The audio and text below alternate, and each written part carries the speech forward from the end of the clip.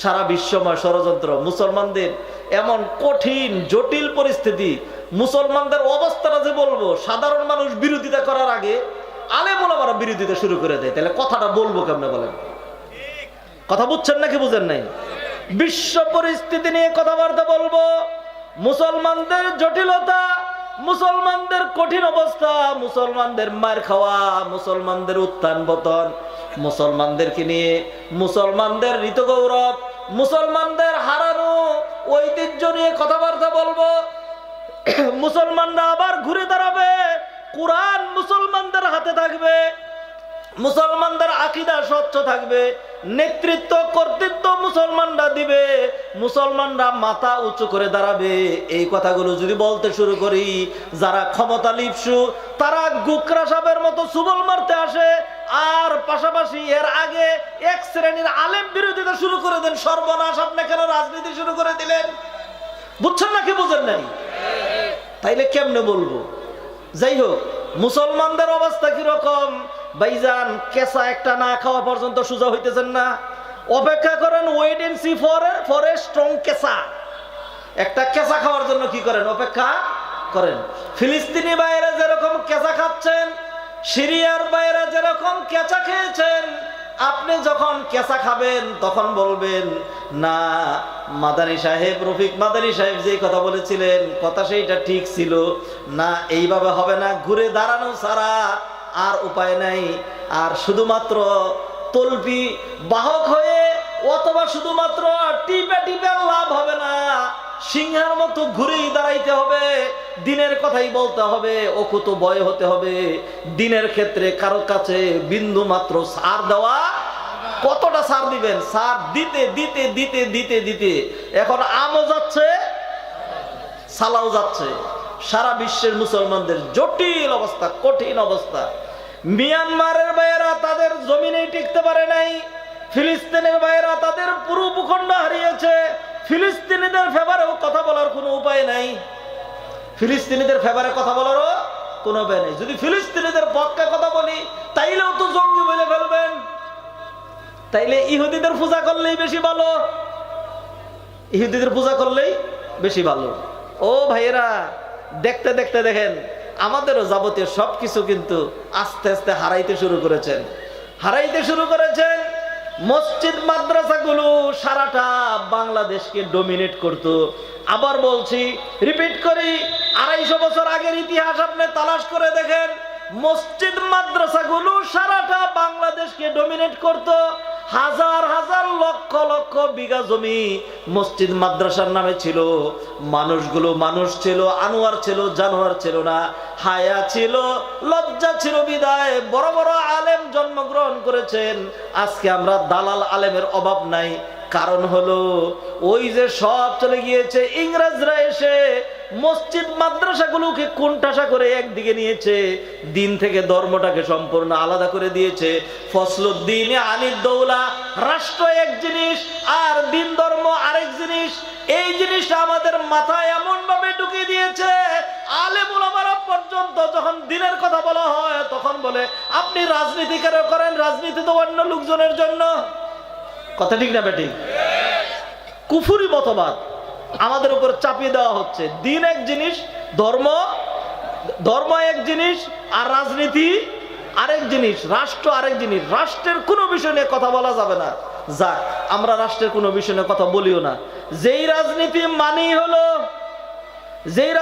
মানেই হলো সমাজে বিশৃঙ্খলা তৈরি করা, হয়তো হরতাল, না হয় ধর্মঘট, না হয় আমি বাসে আগুন দিলাম, অথবা আপনি আগুন দিয়ে আমার নামে দিলেন। বাসে তো আগুন লাগছে নাকি লাগে নাই? যে কেউ লাগিয়েছেন, আমার পক্ষের লোকও যদি আগুন লাগিয়ে থাকেন তিনি হালাল কাজ করছেন তো নাকি?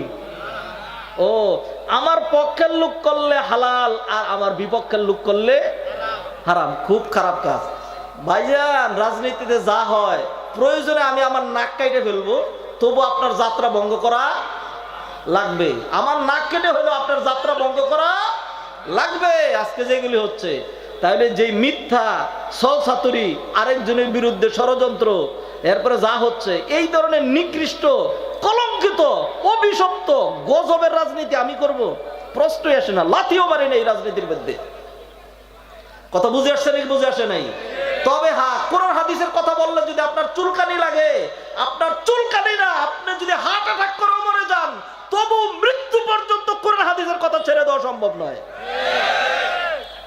আমার ভাইয়েরা, যেতে যেতে সবই যাচ্ছে। এখন শিক্ষা ব্যবস্থা এমন ভাবে কুলসিত হচ্ছে, শিক্ষা ব্যবস্থা নিয়ে যদি আলোচনা করি, এরপরেই তো ধরবেন শিক্ষা ব্যবস্থা নিয়ে কথা কইলি কেন? অর্থনীতি নিয়ে কথা কওয়া যাবে না, খেয়াল করেন।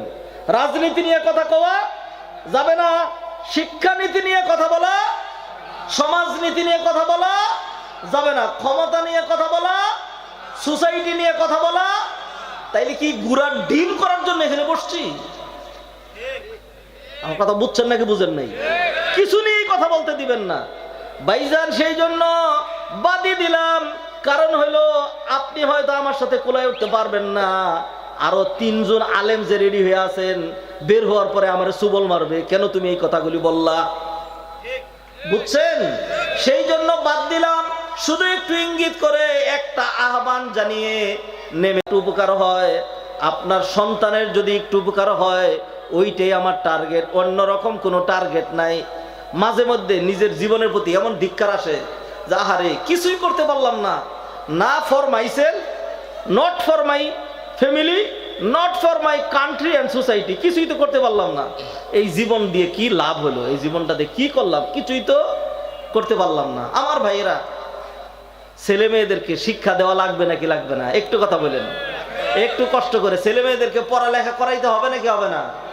পড়ালেখা ছাড়া কেমনি কি করবেন? আল্লাহর রাস্তে এই বিষয়টা নিয়ে আমি একটু আলোচনা করতেছি। আল্লাহর রাস্তে যদি মনে করেন আপনার ছেলে আনোয়ার হবে, জানোয়ার হবে না, again and again I draw your attention, যদি মনে করেন আমার ছেলে আনোয়ার হবে, জানোয়ার বানাইতে চাই না, আল্লাহর রাস্তে আপনার ছেলে মেয়েদেরকে কোরআন আর হাদিস পড়ান। কারণ কোরআন আর হাদিস আজও বিকৃত হয় নাই। কোরআন সৌদি আরবে যে কোরআন আছে এখনো ওই কোরআন, কওমি মাদ্রাসা এটাকে যেইভাবে অনুবাদ করা হয়, আলিয়াতেও ওইভাবেই অনুবাদ করা হয়, একইভাবে কোরআন পড়ানো হয়। কথা ঠিক কিনা? এই কোরআনটাকে বিকৃত করার সুযোগ এখনো আসে নাই। কোরআনকে বিকৃত করার, হয়তো আমরা কিছু লুকাইয়া রাখি, কিছু বলি আর কিছু বলি না, কিছু ছলছাতুরি করি, সেটা আমাদের অভাব, সেটা আমাদের দৈন্যতা, সেটা আমাদের সমস্যা, ব্যক্তিগত সমস্যা। কিন্তু কোরআন হাদিস এখনো আগে যেরকম ছিল ওইরকমই আছে। আল্লাহর রাস্তে বলছি, ছেলে মেয়েদেরকে কোথায় পাঠাবেন? পাঠাইবেন আপনি প্রতিষ্ঠানের মধ্যে, ওইখানে গিয়ে আপনার ছেলে মেয়ে শিখবে গ্যাগর গ্যাগর, ব্যাং ব্যাং, ড্যাং ড্যাং, এইগুলি শিখবে। আপনার ছেলে মেয়ের ব্যাং বানায় কোনো লাভ?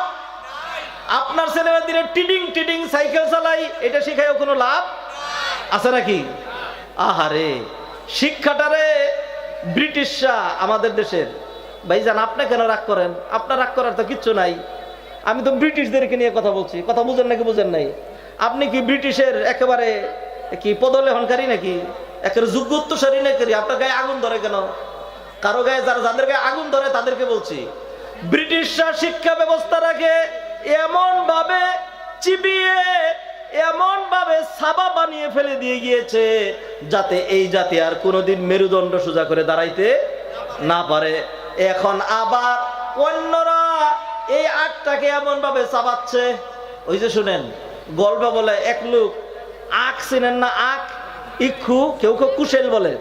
হ্যাঁ, আচ্ছা ধরেন এই আখ খেয়ে খেয়ে খেয়ে মানুষ কি করে? রসটা খায়া সাবাটা ফলায় দিয়ে গেছে। তো পিছন দিক দিয়ে আরেক লোক যায়, এটা তুইলে এখন চাবাইয়া দেখে রস নাই। তো এখন বলতেছে কেমন আদিহিলা আর রাক্ষস জানি খাইছে, একটু রসও রাখে নাই।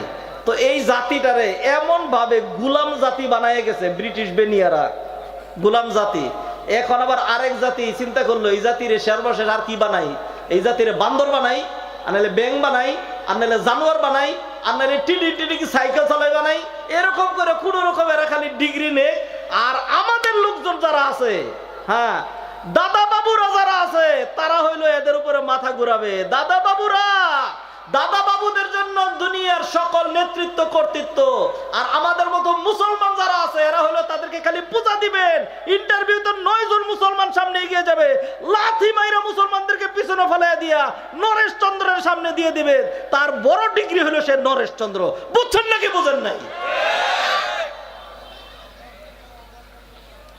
আমার ভাইয়েরা, এই জন্য বলছিলাম আগে চিপছে আমাদেরকে ইংরেজরা, আর এখন যারা চিপছে তাদের নাম যদি বলি তাইলে তো আমার ইমানই থাকবে না। এই জন্য তাদের নামটা আর বললাম না। আগে চিপছে খ্রিস্টানরা, এখন আমাদেরকে আবার চাবাচ্ছে। এই দেশ থেকে শুধু নিতেই ভালো লাগে, এই দেশে কিছু দিতে ভালো লাগে না। আমি তো আমার দেশের মায়া করব, আমি তো আমার জাতির মায়া করব। কথা ঠিক না বেঠিক? খালি নিবেনি, নিতে খালি মজাই লাগে, আর দিতে খালি তিতাই লাগে। দিলে খালি বাসটাই দিতে পারেন। কথা বুঝছেন নাকি বুঝেন নাই?